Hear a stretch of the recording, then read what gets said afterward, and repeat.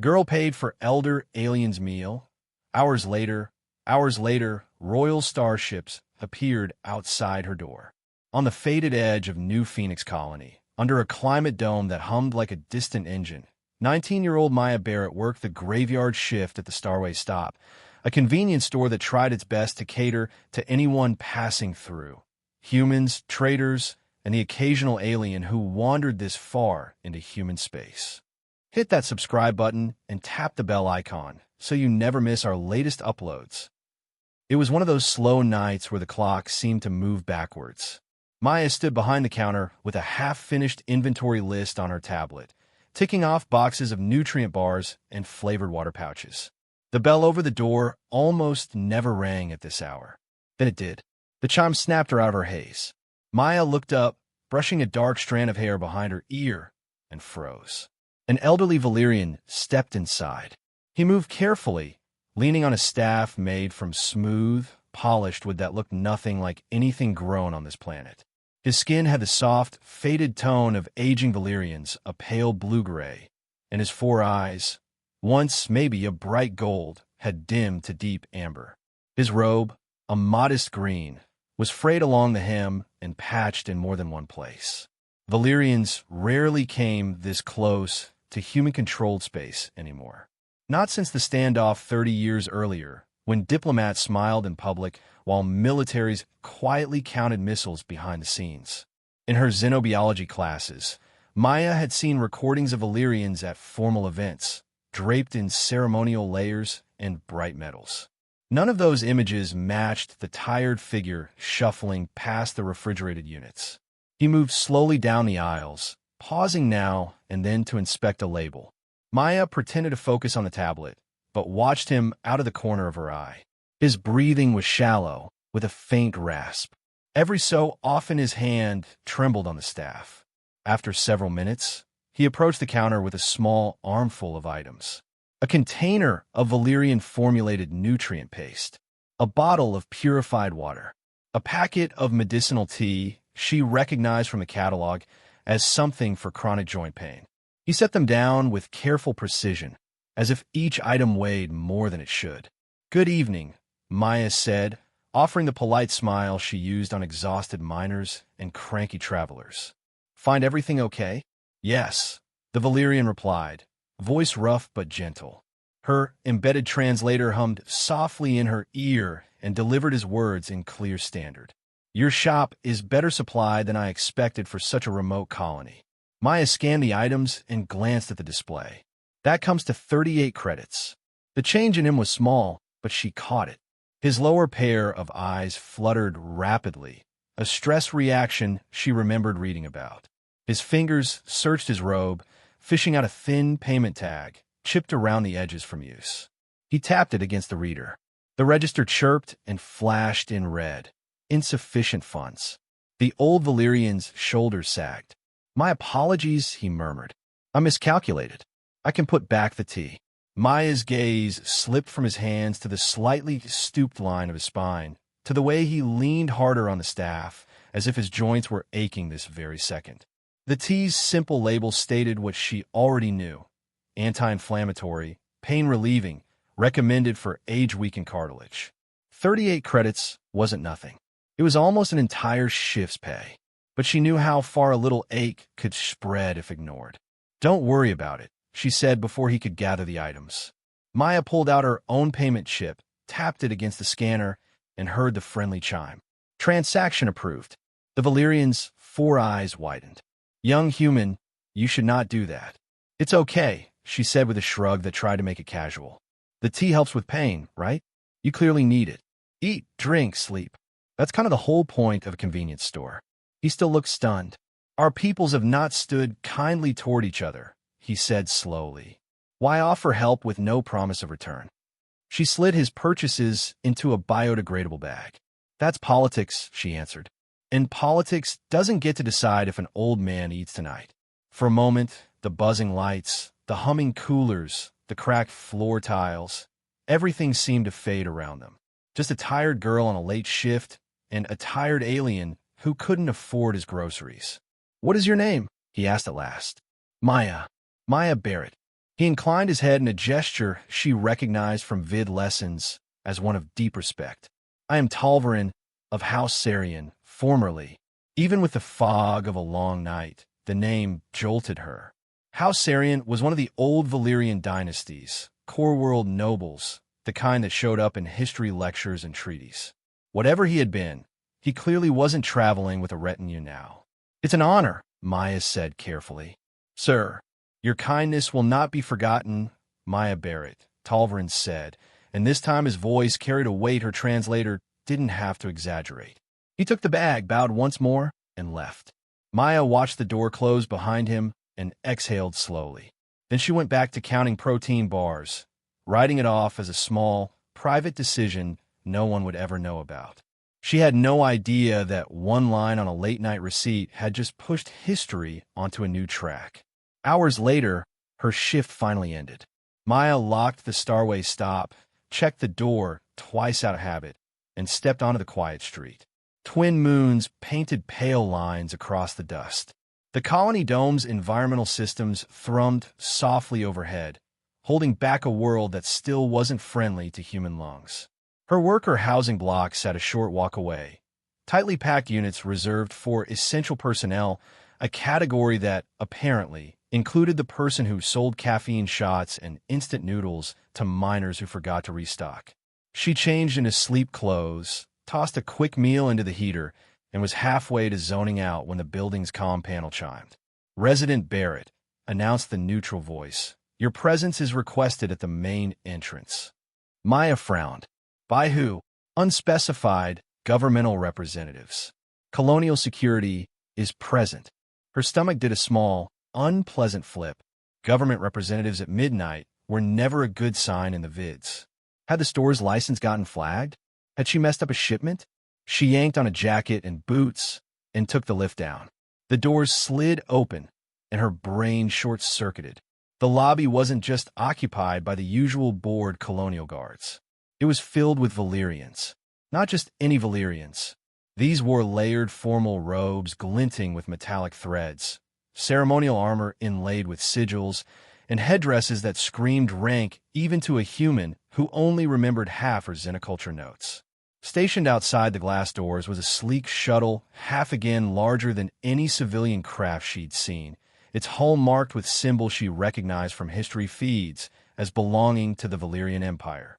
Human and Valyrian security officers stood shoulder to shoulder around it. A towering Valyrian at the center of the group turned as she approached. His robe bore the blue-silver crest of House Sarian, and the circlet on his brow indicated he wasn't just some mid-level official. Maya Barrett? He asked, voice deep and resonant. Maya swallowed. That's me. I am Ambassador Kelvik Sarian, representative of the Valyrian Imperial Court. He inclined his head slightly. We would appreciate a private conversation. I assure you, you are not in any danger. She glanced toward the colonial security officers. One of them gave a tiny nod. It didn't do much to lower her heart rate, but it was something. There's a common room on this floor, she managed. We can talk there. Inside the community room, cheap metal chairs, scratch table, old holoscreen. The Valyrians looked almost absurdly out of place. They sat with perfect posture, alien elegance crammed into a space designed for kids' birthday parties and residence meetings. Maya perched across from Kelvik, very aware that she was wearing pajama pants under her jacket. Ms. Barrett, the ambassador began, earlier tonight you interacted with an elderly Valyrian at your place of employment. Talvarin, Maya said softly. He said his name was Talvarin, from House Sarian. Kelvik's lower eyes blinked once. Confirmation. Talvarin, he said, is not simply of House Sarian. He is its patriarch. In your terms, the head of our family and a senior voice in the Imperial Court. He is also my grandfather. Maya stared. Her mind flicked back to the patched robe, the trembling hands, the walking stick. He didn't say that, she whispered. He was on a personal journey, Kelvik explained, against the advice of our house and the court. Traveling without escort through various human systems, in plain clothing, to observe how he would be treated when believed to be ordinary. Like a test, Maya said before she could stop herself. In part. But more than that, He wished to experience honest interactions without the distortions of status and protocol. Kelvic's gaze sharpened. He has been ignored, overcharged, and dismissed. Sometimes, he was treated with polite neutrality. The ambassador leaned forward. Tonight, he encountered something rare. A human who acted with compassion despite having no idea who stood before her. A gesture with no benefit to yourself, offered toward someone your species has reasons to distrust. Maya felt her cheeks heat. It was just 38 credits, she muttered. It's not like I rescued him from pirates. The amount is irrelevant, Kelvic said firmly. To my grandfather, your action carried more weight than years of carefully scripted negotiations. He contacted the Imperial Court as soon as he left your store. Maya's brain tried to reboot. He called the Empire. Because I bought him tea. Yes, Kelvic said simply.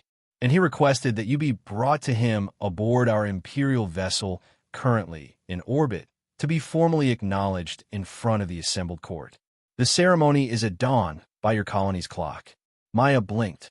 You want me to go to an Imperial ship? For a thank you. It is more than a thank you.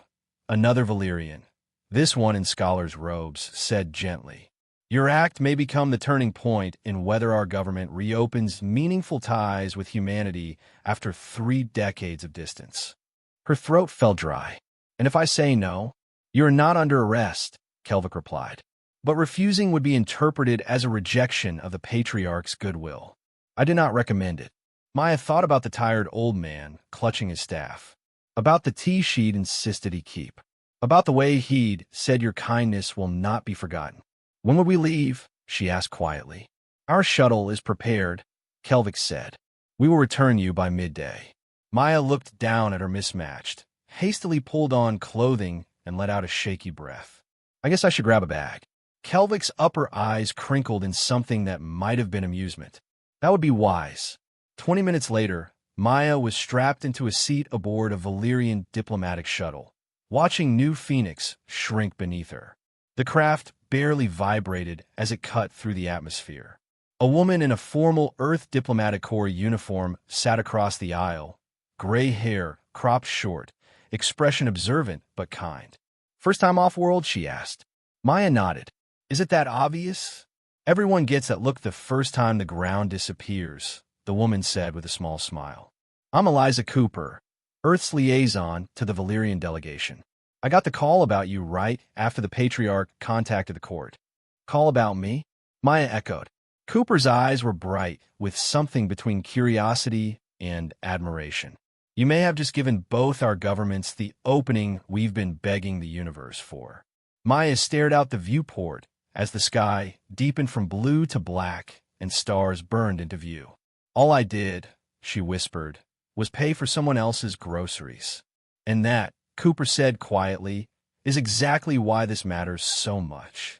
Ahead of them, growing larger by the second, loomed a massive Valyrian vessel, curved and organic, etched with patterns that caught starlight and threw it back in shimmering lines. The Solarian Dawn, Cooper said, House Sarian's Imperial flagship. And for tonight, your invitation to the center of Valyrian power.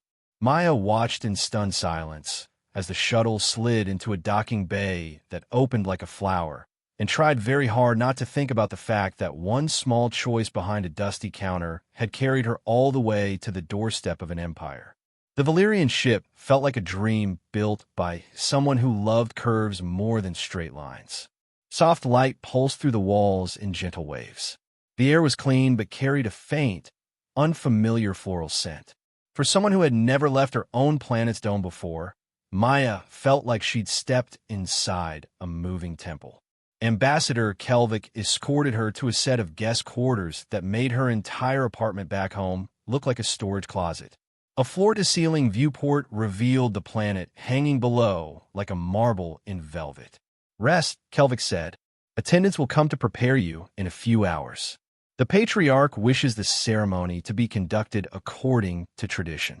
When the door hissed shut, Maya wandered the room in disbelief, touching surfaces just to reassure herself they were real. The bed looked like it had been grown, not manufactured, its frame a smooth shape, its fabric shimmering faintly.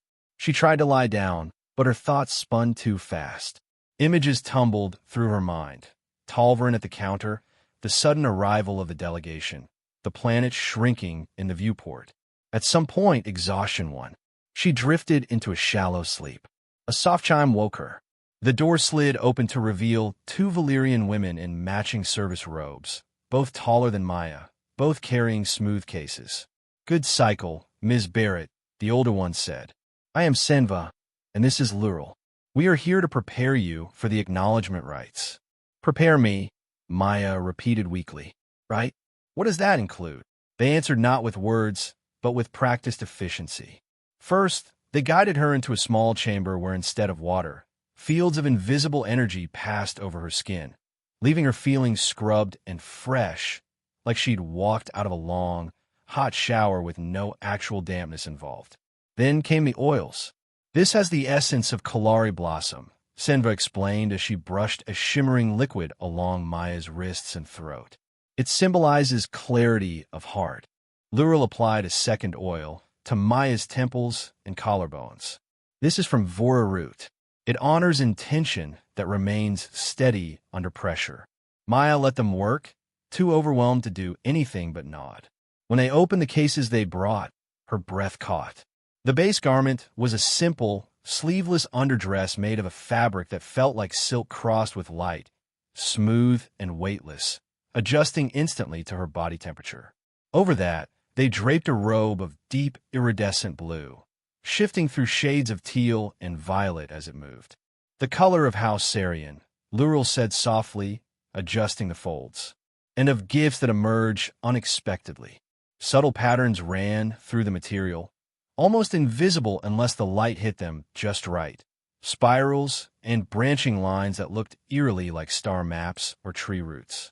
They fastened a delicate circlet into her hair, metal worked so thin it felt almost unreal, and slid a bracelet on her left wrist. The bracelet's design mirrored the patterns on the robe. "The circlet marks you as an honored guest of the court," Senva said. "The bracelet marks you as one whose actions have personally touched the patriarch." Maya stared at her reflection in the polished wall panel they used as a mirror. She looked like herself, but elevated, unfamiliar. The girl who stocked shell for miners was still in there, but she was wearing the colors of an alien noble house. "Is all this really necessary?" she asked quietly. "For buying someone tea?" Senva and Lurel exchanged a quick look. "The ceremony is not about the credits," Senva said gently. "It is about what those credits revealed. You will understand soon." A tone sounded from the wall panel. The door slid open again. Eliza Cooper stepped in, now dressed in the deep navy of formal Earth diplomatic attire, pins on her collar marking rank. Her eyes widened as she took Maya in. "Well," Cooper said, "you clean up nicely. You're almost going to steal the show from the patriarch. Is that allowed?" Maya muttered. Cooper's lips twitched. "Today, I think they want you to." They walked through curving corridors that slowly grew busier. Valyrians in elegant robes moved in the same direction, some glancing curiously at Maya, others pointedly ignoring her, as if refusing to stare made them more polite. "I thought this was going to be a quiet event," Maya whispered. "So did I," Cooper replied out of the side of her mouth. Apparently, the patriarch changed the guest list overnight. They stopped before a set of towering doors etched with intricate sigils. Two armored guards stood at attention, ceremonial spears crossed. At their approach, the spears lifted and the doors parted. The ceremonial hall was enormous. The domed ceiling soared overhead, its surface alive with shifting lights that mimicked constellations. The floor gleamed like dark glass, reflecting the people gathered there, so that it looked like they were standing on the skin of a calm lake. Hundreds of Illyrians filled the space, arranged in subtle patterns. Noble houses in one cluster, military orders in another, scholars and counselors in reserved sectors. At the far end, on a raised dais, sat a semicircle of elders in lavish regalia. In the center of them, on a seat that was not quite a throne but not far from it, sat Talvern. If Maya hadn't met him before, she might not have recognized him. His robe was now a layered masterpiece in the blue of House Sarian, adorned with symbols that caught the changing light. The The staff resting beside him wasn't the simple walking stick she'd seen, but a ceremonial rod crowned with crystal that captured and fractured the glow overhead. But when he shifted, she still saw the careful movements of an old man whose joints complained. The crowd quieted as Maya, Cooper, and Kelvik approached the dais. A hush settled thickly over the room. Kelvik stopped 3 paces from the raised platform and bowed low in a complex gesture. After a second's hesitation, Maya copied him as best she could, nearly losing her balance but recovering just in time. "Honored court of Illyria," Kelvik's voice rang out, somehow carrying without any visible amplification. "We present Maya Barrett of New Phoenix Colony, child of Earth, whose actions have summoned us here." "Maya, try not to faint." Talvrin regarded her in silence. All 4 eyes focused so intently she felt as if they could see clear through her bones. When he spoke, his voice was stronger than it had been in the store, but she heard the same gravelly undercurrent. "Maya Barrett of Earth," he said, choosing to name her by the cradle world of her species rather than the dusty colony she called home. "Do you know why you stand before us?" Maya swallowed. Her hands felt clammy inside the elegant sleeves. "I think so," she said carefully, "because I help you at the store tonight." Soft, rippling sound passed through the hall, something between a chuckle and a murmur. Talvrin's eyes warmed. "Partly correct," he said, "but incomplete. You are here because you displayed cavallari." The unfamiliar word slid through her translator untranslated. It was a Valyrian concept with no direct match in standard. Seeing her confusion, Talvrin continued.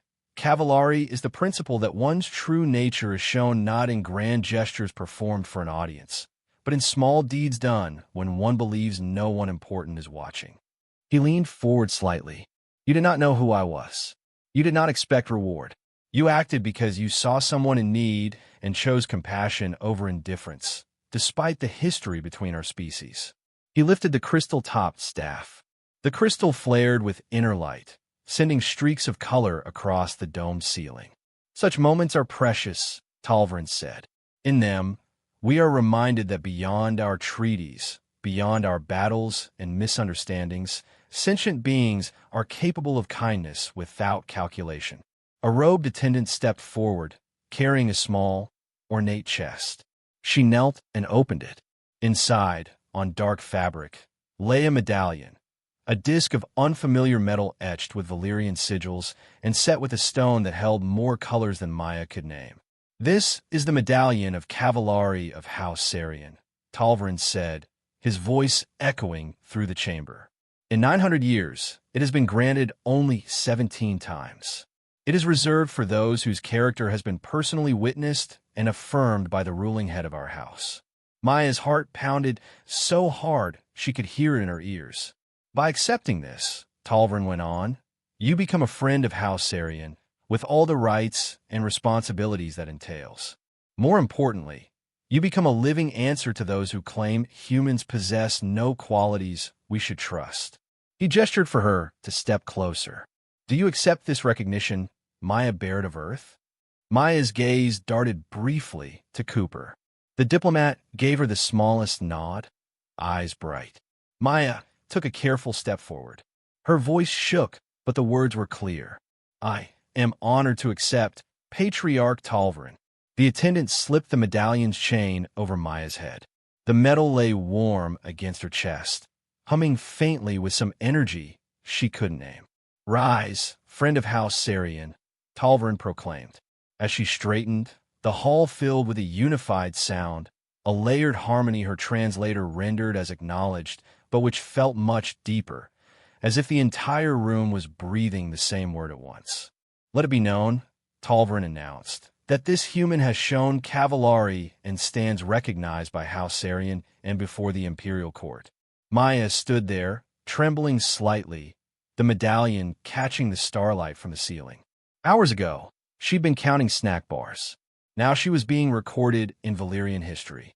When the formal words ended and the crowd began to break into smaller knots of movement and conversation, Ambassador Kelvik and Eliza Cooper joined her on the dais, along with several other Valyrians whose robes were heavy with status symbols. "Congratulations, friend Barrett," Kelvik said, and this time his voice held open warmth. You have just received one of the highest honors we can give.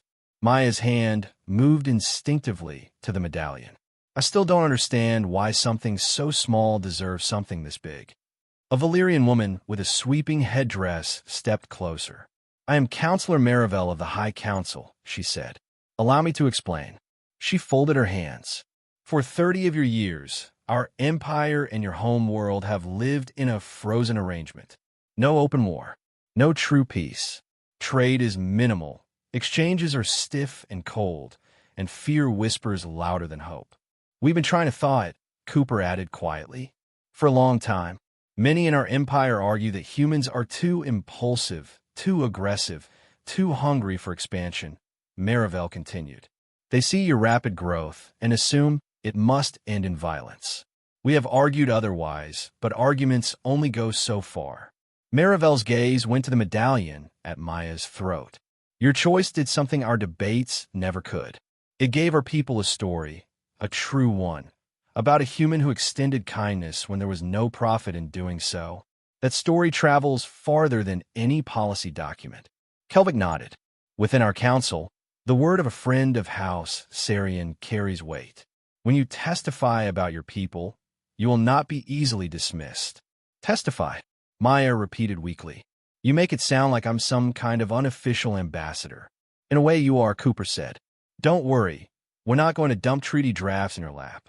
But your very existence in this role changes the conversation. Before Maya could ask what exactly this role meant, a young Valyrian aide approached Kelvik, speaking rapidly in their own language. Her translator struggled to keep up. Kelvik turned back to Maya. Patriarch Talvarin has asked to speak with you privately before we return you to your colony, he said. An honor seldom given. Maya glanced at Cooper. I'll be waiting in the reception lounge, Cooper said, squeezing her arm. Go. When an elder who commands an empire wants a chat, you don't say no. Maya nodded, still dazed, and followed the aide out of the grand hall. The medallion warm against her skin and her ordinary life drifting farther away with every step. The aide guided Maya through a series of corridors that grew quieter and dimmer until the hum of the main ship felt distant. At last, a door parted to reveal something she never expected to see on a war-capable starship. A garden, a real one. Plants in every shade of blue, green, and violet climbed or curled in carefully planned arrangements. Water flowed through shallow channels, catching the soft lights. The air was warmer and moist, carrying scents she had no words for. Near a pool where sleek, bright creatures glided beneath the surface, Talvarin sat on a stone bench. His ceremonial headdress was gone, replaced by a simple circlet. Without the heavy robe layers, he looked much more like the quiet traveler who'd shuffled into her store. His staff, the plain wooden one, not the crystal-topped symbol of office, rested against the bench. He gestured to the open space beside him. Sit with me, Maya Barrett. She did, smoothing the blue robe under her. You look overloaded, he observed, voice back to the rough softness she'd first heard. That's one word for it, she said with a nervous laugh. Yesterday, I was arguing with my inventory scanner. Today, I'm wearing a medallion from a 900-year-old noble house. Talvarin made a sound that her translator turned into a gentle chuckle. Life is rarely considerate about its timing. He picked up his walking stick and ran a hand along its surface. Up close, Maya could see faint symbols burned into the wood. This comes from the ancestral tree of House Sarian, he said. I carry it to remind myself that before we reached the stars, we tended soil. He gestured around them. At our core, Valyrians are cultivators, he said. Farmers, gardeners, growers.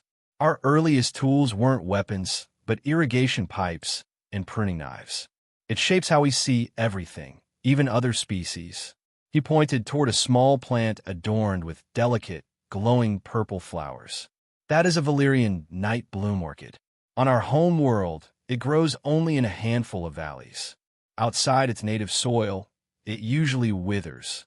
Usually, Maya echoed.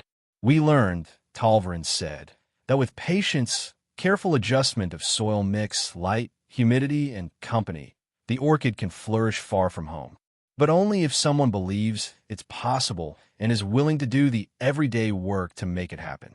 Maya followed his gaze to the plant and felt the metaphor click into place. You're saying relations between humans and Valyrians are like that orchid, she said slowly. Difficult, but not impossible if someone actually tends to them. He inclined his head. For 30 years, our governments have mostly looked at the rocky soil and said, nothing good can grow here. I wanted to know if that was truly so. He turned those deep amber eyes on her. And then I met a young human who, without knowing who I was, without weighing the political cost, simply chose to ease an old stranger's discomfort. Maya stared down at her hands. It didn't feel like a big deal, she admitted. I just thought, if that was my grandfather, I'd want someone to do the same. That is precisely why it was a big deal, Talvrin said. Actions taken from simple empathy, not strategy, reveal more about a people than any diplomatic speech. He tapped the medallion hanging at her chest with one knuckle. That symbol grants you access to certain halls, yes, but its true power is what it announces, that a human's character has been tested and found worthy by our measure of cavallari. He fell quiet for a moment, watching the fish-like creatures swirl through the water. I'm 173 of your Earth years old, he said finally.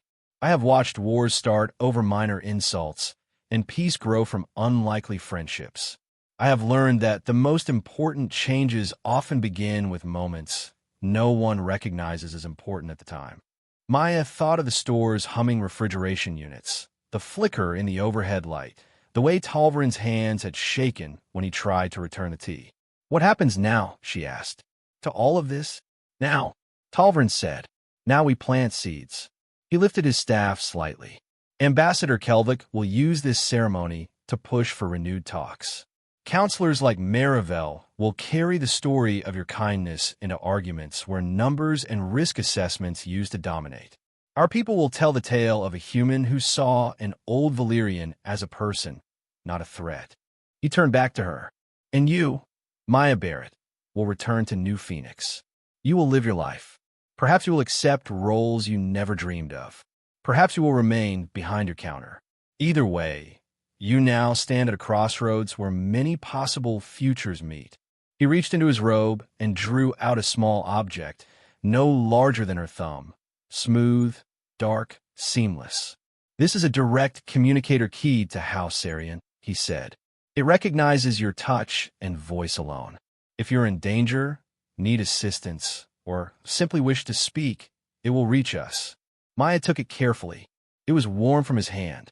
You're giving me your private number? She asked weakly. Let us call it a direct route to the tree, he said, amused. He rose slowly, leaning on his staff. Come, it is time to send you home. They walked back through the garden. As they reached the door, he paused. One more thing, Maya Barrett, Talvrin said. The kindness you showed me, do not let it be a single moment. Continue to act in such ways, whether toward human, Valyrian, or any other being. That is how we truly reshape the galaxy. Not with proclamations, but with countless small acts that teach others what is possible. The shuttle ride back down to New Phoenix felt shorter. Maya sat beside Eliza Cooper, still dressed in her ceremonial robe, but wrapped in a light travel cloak that made her feel slightly less like she was going to trip over the hem. So, Cooper said as the shuttle hit atmosphere, how does it feel to accidentally become a talking point in every interspecies strategy meeting for the next decade? Maya laughed, a bit hysterical. Surreal. Part of me is still behind the counter wondering why the scanner won't read the labels right. You'll get used to having both lives pressed together, Cooper said. It's strange, but it can be good strange. You really think this will change anything? Maya asked softly. Beyond the ceremony, I mean. Cooper's expression sobered. The Valyrians care about stories and symbols as much as treaties. A human honored in their great hall by their patriarch? That's a story that undermines the fearmongers on both sides. She studied Maya for a second. Your life is going to look different from here on out. But that doesn't mean you have to stop being who you are. The shuttle landed at New Phoenix's small port. Waiting on the tarmac was a cluster of colonial officials, including the governor, a man Maya had only seen on public broadcasts. He shook her hand vigorously. "Ms. Barrett, welcome back. And congratulations. The Empire's message reached us before you did." "Thank you," she said, not quite sure what else to say. "The colonial administration has been informed of your status as friend of House Sarian," the governor continued. "If you need any accommodation, resources, or security as you adjust, my office stands ready." Maya nodded, feeling like she'd stepped into someone else's life. Cooper stepped in smoothly. "If you don't mind, Governor, I'd like to give Ms. Barrett a chance to rest. We can schedule a formal debrief tomorrow." The governor agreed immediately. Maya was escorted back to her building by a pair of security officers who diverted her away from the small crowd gathering at the front. "Back in trance," one murmured. "Less of scene." Moments later, she was back in her small apartment. Everything was exactly as she'd left it. Half-heated meal on the counter, work shirt slung over a chair. She stood there, still wearing clothing crafted by alien artisans, medallion buzzing faintly against her heart, communicator from House Sarian in her pocket, and let the normalcy of her cramped, slightly messy life wash over her. Then she carefully removed the ceremonial robe, folded it with more reverence than she'd ever shown a piece of clothing, and placed it in her closet. She left the medallion on. At the window, she looked up at the night sky. Somewhere above the colony dome, the Solarian dawn orbited in patient silence. "What now?" she whispered to her reflection. The comm panel chimed. Her manager's face appeared, harried as ever. "Maya, good, you're alive. People are saying you ran off with aliens. Is that true?" She laughed despite herself. "Something like that, Mr. Jenkins." "Well, whatever it was, I hope it doesn't keep you from your shift tomorrow," he said. "We've got Tuesday deliveries and Reynolds is hopeless with the inventory reader. Even with a medallion from an empire resting against her sternum, the world still needed someone to sort shipments." "I'll be there at 8, she said. "I promise." When the call ended, she realized she was smiling. Maybe, just maybe, she thought it was possible to be both Maya, the late shift clerk, and Maya, friend of House Sarian. One didn't erase the other. Morning came with the same alarm tone, the same pale light creeping around her window shade, the same chill when her bare feet hit the floor. For a heartbeat, Maya thought she'd had the strangest dream of her life. Then the medallion thunked softly against her chest when she sat up. Right? Not a dream. She dressed in her usual work clothes, tugged a high-neck shirt on to hide the medallion, and slipped the Sarian communicator into her pocket. Leaving it behind felt wrong, like leaving a door open. Outside, the streets of New Phoenix looked exactly the same, dusty, utilitarian, lined with buildings that had been chosen more for function than beauty. But as she walked to the Starway Stop, the memory of seeing the colony from orbit made everything feel smaller and more precious at the same time. Her manager, Mr. Jenkins, greeted her with a look that was half relief, half suspicion. "You're really here," he said. "Didn't think interstellar VIPs did morning shifts." "I'm not a VIP, Maya protested, tying on her faded apron. "I'm still the one who knows where the extra receipt rolls are." "You're the girl who went up on an alien flagship and got some kind of shiny award," Jenkins said. "Rumors are all over the colony. They say you're a Valyrian ambassador now." Maya snorted. "If that's true, I need a raise." He chuckled and handed her a scanner. "Well, ambassador or not, the protein bars still need counting." She lost herself in the rhythm of work, scanning barcodes, restocking shelves, answering routine questions. For a while, the night on the ship felt like a weird, bright detour she'd imagined.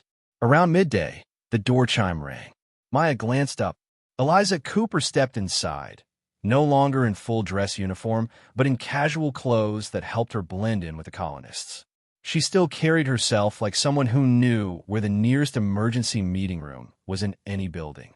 "Miss Barrett," she greeted, smiling. "I hope I'm not interrupting." "Just an intense standoff with the candy display," Maya said. "Can I help you find anything?" "Actually, I'm here to help you find something," Cooper replied quietly. She flicked a glance around the mostly empty store. "Any chance we can talk somewhere private for a few minutes?" Maya called back to Mr. Jenkins. "Taking my break now?" He waved without looking up from the delivery logs. In the cramped break room, Cooper took a seat at the tiny table. The humming old food unit filled the silence. "I wanted you to hear this from me," Cooper said. This morning, the Valyrian High Council voted to establish a permanent diplomatic and cultural mission here on New Phoenix. Maya blinked. "Here? But this is just a colony. Shouldn't they put that on Earth?" "They'll keep their embassy on Earth," Cooper assured her. "But the Patriarch specifically pushed for a joint mission here. According to the initial statement, New Phoenix will be a pilot site for a cultural exchange initiative." "Because of me," Maya said slowly. "Because of what happened in your store," Cooper agreed. "They want a place where humans and Valyrians can interact daily, away from the weight of old capitals and old grudges." She reached into her pocket and slid a small data chip onto the table. "Which brings me to this. The Earth Diplomatic Corps wants to offer you a position." Maya stared at the chip as if it might explode. "A position doing what?" "Filling out forms." Cooper smiled. "We have plenty of people to fill out forms. We need you as a cultural liaison. Part-time at first. You'd help Valyrians navigate colony life, help humans understand Valyrian customs, smooth over misunderstandings before they turn into incidents." Maya shook her head slowly. "But I don't have any training. I'm just a clerk with a basic xenobiology cert. And that," Cooper said, "is why you're perfect. We don't need another career diplomat whose instinct is to speak in rehearsed lines. We need someone who knows how ordinary people live here. Someone the Valyrians already respect because their patriarch honored you." She tapped the chip. "All the details are on there. Pay, hours, training support. You can keep working here if you want, at least at the start." Maya picked up the chip. It felt heavier than its size should allow. "I don't know," she admitted. "This all happened so fast. I don't want to screw up something important between our species because I misread a situation." Cooper's expression softened. "Take your time. Think about it. No one is going to drag you into meetings you don't want. But I'll be honest with you, Maya. Opportunities like this don't come around often. You've already changed things just by being you. This role just gives you tools and backing to keep doing that." Maya slid the chip into her pocket, next to the Sarian communicator. "I'll think about it," she promised. "That's all I came to ask," Cooper said, standing. "Well, that and maybe grab a snack on my way out. Your imported Valyrian tea selection is about to become very popular." Maya chuckled weakly and walked her back to the front. The afternoon slid by in a blur. Toward the end of her shift, the door chimed again. A young Valyrian stepped in, maybe equivalent to a human teenager, stance a little awkward, eyes a little too wide. His skin was a brighter blue, his robe plain, but freshly pressed. He approached the counter slowly. "Excuse me," he said, translator humming. "I was told this establishment carries nutritional supplements suitable for Valyrian biology." "Yeah," Maya said. "Aisle 3. I can show you." In the aisle, she stood beside him as he scanned the labels. He flicked nervous glances at her. "Are you new here?" she asked. He nodded. "My progenitor is a cultural anthropologist assigned to the advanced team for the exchange initiative. We arrived this morning." "Well, welcome to the glamorous side of human society," she said, gesturing at the shelves of snack foods and cleaning sprays. He huffed a small laugh. Then his upper eyes widened. "Are you Maya Barrett?" She hesitated. "That depends. Are you here to complain about our tea selection?" "You are the human who assisted Patriarch Talvarin," he said, sounding almost reverent. "The story is spreading. Many say you changed the course of our history at a checkout counter." Maya's face burned. "No pressure. May I explain something?" he asked. "It might help you understand why this matters so much." "Sure," she said. "I'm going to mark it for explanations." He chose a container of nutrient paste and cradled it absent-mindedly as he spoke. "Valyrians live long lives," he said. "Twice, sometimes 3 times the span of humans. When one expects to see centuries, one learns to move slowly, to weigh every choice carefully. Our society is built around patience, tradition, and caution. Rapid change is frightening to us." He glanced around the store. Humans burn brighter and faster. You build, expand, invent, and sometimes destroy in the time it takes us to finish a single generational project. Many of our elders look at that pace and see only danger. Maya leaned lightly against the shelf, listening. Your action toward the patriarch was spontaneous, he continued. You did not stop to calculate the long-term benefit. From a Valyrian perspective, that kind of impulsive act is often linked to violence or risk. But your impulse was toward kindness. He looked at her fully now. In one moment, you showed that human impulsivity can also mean immediate compassion. That shakes assumptions that have stood for decades. That is why a single act can carry such weight. Maya exhaled slowly. That's a lot to hang on one grocery bill. Many important things hang from thin threads, he said. The question is what weight they bear. She rang up his purchase and handed over the bag. For a teenager, she said, you sound like someone who reads too many philosophy texts. All of them, he admitted. My progenitor says I overthink. Well, I think you think just the right amount, Maya replied. He made a sound that might have been a blush, bowed slightly, and left. Later, walking home through the familiar streets, the air cooled by the artificial evening, Maya rolled Cooper's offer and the young Valyrian's words around in her mind. At the entrance to her building, she stopped short. Talvrin waited near the community garden, leaning on his wooden staff, his single attendant standing at a respectful distance. Patriarch, she said, startled and genuinely pleased. I thought you'd already left orbit. I depart for Valyria Prime at first light, he said. But I wish to see you once more, away from courts and cameras. Will you walk with me? They strolled along the path skirting the small garden plot, the artificial sun lamps above them dimming to simulate dusk. I'm told the Earth Diplomatic Corps offered you a role, Talvrin said. News travels fast in your empire, Maya replied. When it concerns my house, yes, he said mildly. Have you decided? She shook her head. Not yet. I don't know if I'm the right person to be standing between two entire species like that. They stopped near a cluster of low bushes. Talvrin eased himself onto a bench and patted the space beside him. In our tradition, he said, we speak of nodal points, moments where many possible futures intersect, and a single decision sends reality down one path instead of another. He gestured to the garden beds. A gardener chooses which seedlings to water, which to thin, which to transplant. Each choice shapes how the whole plot will look in a season. He looked at her with steady eyes. You stand at such a point now, Maya Barrett. Whether you accept that role or walk away, the branches of future history will grow differently from here. She swallowed. That's exactly what scares me. What if I choose wrong? There is no single right branch, he said, only different shapes. You cannot know all the consequences. All you can know is your own heart. He reached for her hand, his 4 fingers wrapping around her 5. I did not tell you this to push you, only so you understand that what feels like a personal career choice exists inside a larger pattern. His hand was warm and light. The contact felt oddly natural now. Thank you, she said quietly. That actually makes it less scary somehow, knowing I'm not supposed to have all the answers. He smiled, small but genuine. If it helps, I have led a house for longer than you've been alive, and I still do not have all the answers. He released her hand and reached into his robe, producing a small, pearlescent seed, about the size of an earth acorn. This comes from the same ancestral tree as my staff, he said. Sarian seeds rarely leave our home world. I would like you to plant this here, in your community garden. Let it grow in human soil as a living symbol of what might come from one small act. Maya accepted it reverently. The seed seemed to hold its own faint glow. I will, she promised.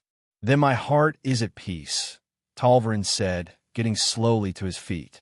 Whatever path you choose, remember, you did not ask to be at this nodal point, but you met it with kindness. That is more than many can say. He bowed his head to her, an old, powerful alien bowing to a 19-year-old clerk, and then turned away. His attendant fell and stepped beside him. They disappeared into the artificial dusk. Maya looked down at the seed in her palm. In the soft light, its surface shimmered. In the center of the small garden, there was a patch of bare soil left open for future planting. She knelt, dug a small hole with her fingers, and placed the seed inside.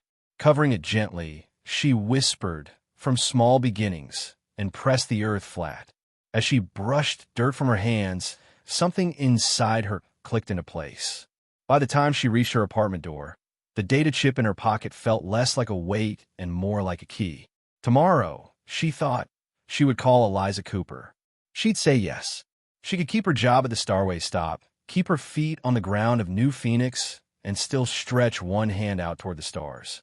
3 months later, Maya stood at the entrance of the Valyrian Cultural Exchange Center of New Phoenix, watching technicians in both human coveralls and Valyrian robes make last-minute adjustments. The building had once been a half-used community hall. Now its walls flowed with a blend of human and Valyrian design, straight lines softened by curves, harsh metals interrupted by organic patterns. Translation panels flickered near displays. Holographic exhibits cycled through scenes of Valyrian cities and Earth landscapes. Maya straightened the formal jacket of her new role. The medallion of Cavallari rested just beneath the fabric, cool and steady. She still worked part-time nights at the Starway Stop, but most of her days belonged to this place now. "Everything looks incredible," said Eliza Cooper, stepping up beside her. Hard to believe 4 months ago, most of this building was just empty chairs and dust. "Almost incredible," Maya said. The panels in the history section keep trying to translate Valyrian time units into Earth months and getting it wrong. Apparently, the concept of give, or take a year doesn't exist in council-approved timelines. Cooper laughed. 3 months ago, you told me you weren't qualified. Now you're arguing with alien calendar settings like you've been here for years. "I'm still figuring it out as I go," Maya said. "We all are." They watched as a group of human and Valyrian kids tested an interactive biology exhibit. A human girl held up her 5 fingers, standing across from a Valyrian boy holding up 4. The two of them giggled as the panel between them projected skeletal overlays, highlighting differences and similarities. "Have you checked on your tree today?" Cooper asked. "Before I came here," Maya said, a smile creeping onto her face. "It's already taller than me." The botanists are freaking out. The Sarian sapling had sprouted within a week of planting and shot upward at a rate that made local horticulturists take turns staring at it. Its trunk was smooth and blue-gray, its leaves shimmering with the same iridescent sheen as House Sarian's ceremonial robes. The colony governor had already approved plans for a small pavilion around it, a shared human-Valyrian space. "Speaking of honors," Cooper said, tone turning teasing, "I've been told I'm allowed to spoil the surprise. Next month, at the Interstellar Relations Conference, the Secretary General herself intends to give you a commendation." Maya groaned. "Can't they just mail it?" "You catalyzed the reopening of meaningful ties with a major power," Cooper said. "You don't get to hide from that forever." Before Maya could argue further, a minor commotion at the entrance drew their attention. A Valyrian delegation entered, led by Ambassador Kelvik, wearing formal robes toned down just enough for a frontier colony, but still impressive. He approached Maya with the now-standard hybrid greeting she'd helped design, a Valyrian bow combined with a human handshake. "Friend Barrett," Kelvik said warmly, "this center is more beautiful than we dared hope. The Patriarch will be pleased when we send him the recordings." "How is he?" Maya asked. She'd spoken to Talvarin several times via the communicator he'd given her, but only through audio and occasional grainy hollow. "Stubborn as ever," Kelvik said fondly. "His journey has inspired many. Applications for cultural exchange with human worlds have increased significantly." He glanced around the hall. "I also bring news from the High Council. Funding has been approved for 5 additional centers on other human colonies, modeled on this one." Maya's eyes widened. 5. "Yes. And they have requested that you serve as a consultant for their design. It seems your dangerous combination of lack of formal training and inconvenient honesty is in high demand." Maya laughed. "So I'm being rewarded for not knowing when to be impressed by people's titles." "Your habit of treating nobles, scientists, and shop customers with equal courtesy has proven useful," Kelvik replied. "We wish to encourage it." Their discussion paused as the colony governor and other officials arrived. Formal introductions flowed smoothly. Maya now moved through them with far more ease than she had standing in that first hall under a star-field ceiling. When it was time for speeches, she found herself on a small stage at the front of the center, facing a crowd that mixed miners in work jackets, local families, Valyrian diplomats, and visitors from other species curious about this experiment. She stepped up to the podium, feeling the medallion's weight through her jacket. 3 months ago, she began, I was working the night shift at a convenience store on the edge of this colony. An elderly Valyrian walked in to buy food, water, and tea. The room quieted. He didn't look like a patriarch, Maya continued. He looked like someone whose knees hurt, who'd traveled a long way, and who miscounted the credits on his payment tag. So when he came up short, I did what, honestly, I hope any of us would do. I paid the difference. She took a breath. I didn't think about treaties or history or whether our species had a good track record with each other. I thought about my own grandfather and how I'd want someone to treat him if he ended up far from home with the wrong amount of money. She gestured around the hall. What you see here today grew from that ordinary decision. Not because what I did was heroic, but because of what it reminded us, that both humans and Valyrians are capable of seeing a stranger and thinking, how can I help? Instead of what do I gain? She touched the spot where the medallion lay hidden. A wise Valyrian I know told me that we don't change the cosmos with big speeches first. We change it with small acts, helping an old man across the street, translating for someone who's lost, paying for an extra cup of tea. Those acts plant seeds. And if enough of us keep tending those seeds, places like this center grow out of them. Maya looked at the children clustered near the front. Some human, some Valyrian, some in between. I don't know what this place will become in 10 years, she said. But I know this. If we keep choosing to be decent to each other in the boring, everyday moments, we will like the answers a lot more than if we don't. The applause that followed came in many tones. Human claps, Valyrian vocal affirmations, the chiming acknowledgement sound of a third species whose name she still couldn't pronounce. For once, she let herself stand in it and breathe. Later, when the formalities were over and the center buzzed with small conversations, shared snacks, and tentative new friendships, Maya slipped out the side door. The walk to the community garden took only a few minutes. The Sarian tree rising from the center plot was already as tall as an adult human, its trunk thickening, its leaves shimmering in the evening light. People had begun leaving small tokens at its base: ribbons, stones, a worn Valyrian coin, a kid's drawing of a human hand, and a four-fingered one touching. Maya pressed her palm against the smooth bark. It felt solid, alive, humming with quiet possibility. According to the botanists, the tree could live for centuries, maybe longer. Long after she was gone, it might still be here, bearing witness to whatever humans and Valyrians built or broke together. From small beginnings, she murmured. The phrase had become her personal compass. A breeze moved through the branches, making the leaves shimmer and murmur like a distant crowd in a great hall. In that moment, Maya Barrett, once just a night shift clerk on a dusty colony, now a bridge between two very different civilizations, felt a calm settle over her. She hadn't asked to be part of history. She'd only wanted an old stranger to have his pain tea. But the universe had a habit of taking small acts and letting them echo.